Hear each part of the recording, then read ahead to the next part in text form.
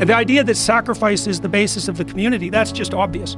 Like the fact that you're married. So what's the sacrificial gesture there? Well, all other women. That's sacrifice number one. Then it's not about you.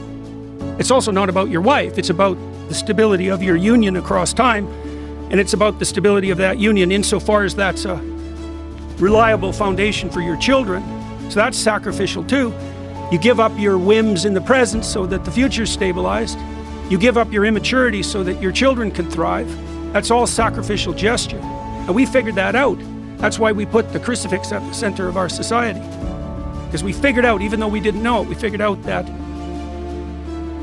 the stability of the community is predicated on the willingness of the individual to sacrifice.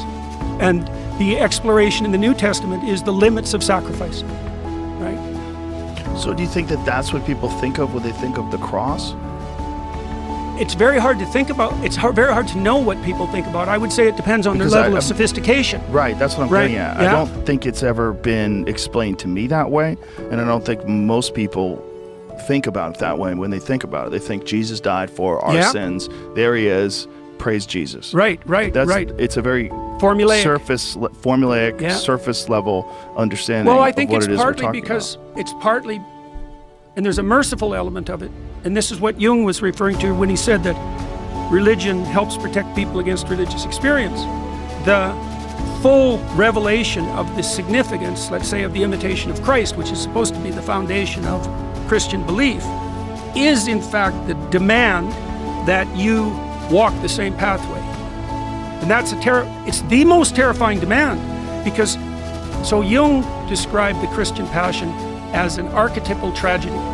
Now, there was a reason for that. So think about it this way, think about it technically. So imagine that 100 great storytellers told the most painful possible story.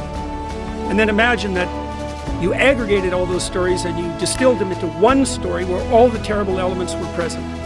Okay, so now you have a representation of the worst life can throw at you.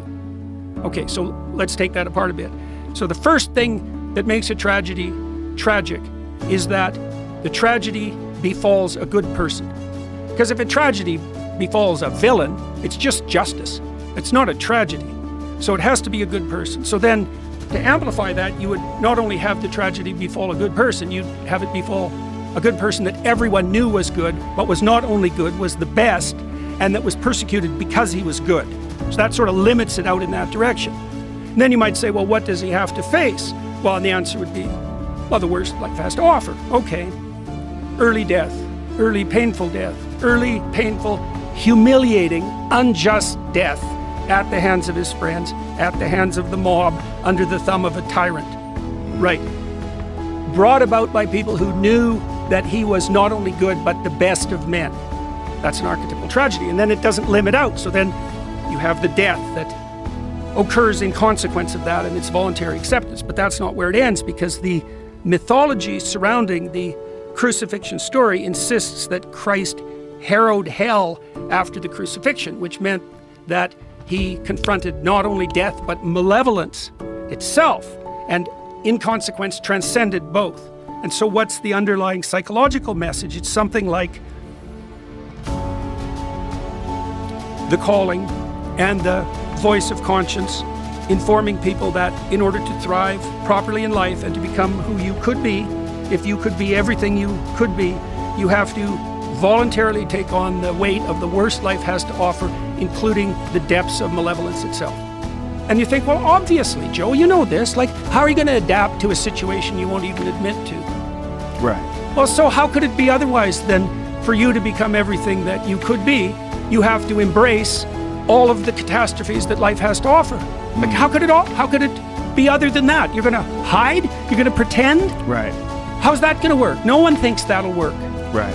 And so, and you're right, there is this defensive element to the, particularly the Protestant religious tradition, although I don't want to single out the Protestants specifically, that insists that, you know, the work has already been done. But there's a lot of ambivalence about that in the Christian canon, because there's an equal insistence that, no, you're supposed to take all this on voluntarily. And that not only that, it's such an interesting idea because it makes so much sense psychologically. So imagine that as your courage grows so that you can confront more and more of the horror of life, that a spirit begins to develop within you that gives you a strength that's commensurate with your daring. That's walking with God. That's the same thing. So the promise is that if you had the courage, something would be with you to allow you to bear up nobly under the burden. And all the clinical evidence supports that proclamation, because what you see in people in the therapeutic transformation is that insofar as they're willing to confront what terrifies them voluntarily, they get stronger.